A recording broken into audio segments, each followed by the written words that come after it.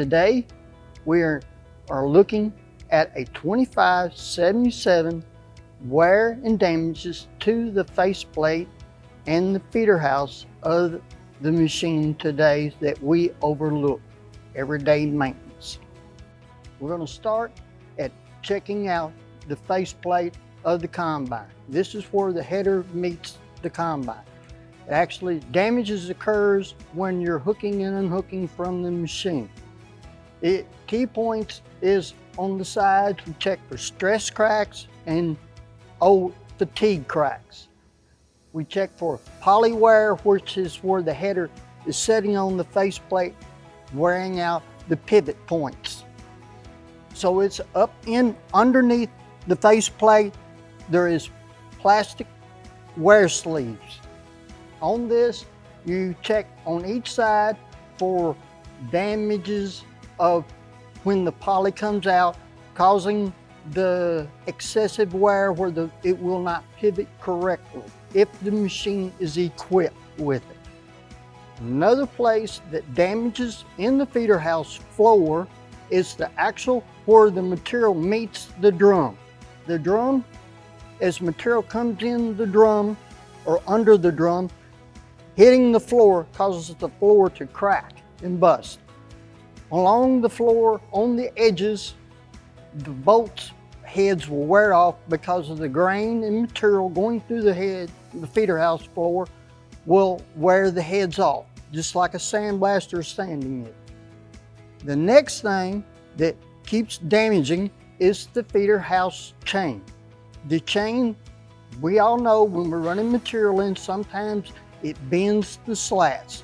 As it bends slats, it tears the ears on the edges of the chain, causing the chain to stress crack. When material is going through the feeder house, the chain, the rivets of the link are pulled so hard, causing the rivets to countersink into the chain where the chain breaks easy. And excessive wear is caused on the backside of the chain because of the stress load and the material going through the machine. Okay, now we want to look at our drum and the things that relate to it. First, you want to look at the drum for wear in here where the chain meets. If it starts dimpling real bad, it will cause to deflate and warp the drum. The next thing you want to look at is the outside of the drum where the bearings meet. Make sure your bearings are okay. They have a tendency to go out. They'll break the bolts. They'll do several other nice little things. Next thing we want to look at are stops. The stops are also located, one underneath and one on top.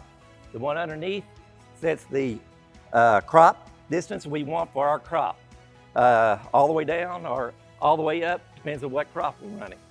The top one also stops the limit, so it'll only go up so far to manage our crop. Now we're going to transition from our drum up to our drive, our stripper plates in that area. Now we want to look at our sprocket drive and our stripper plates.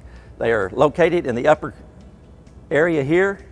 What you want to look for in your sprocket, if it is starting to cup out or starting to get sharp, it needs to be replaced. Also on the stripper plates is where your chain rubs the upper area here. Here's an example of a good one. What'll happen is they'll start getting grooves cut in here. And when they do that, they'll start eating your chain and they'll also start damaging things.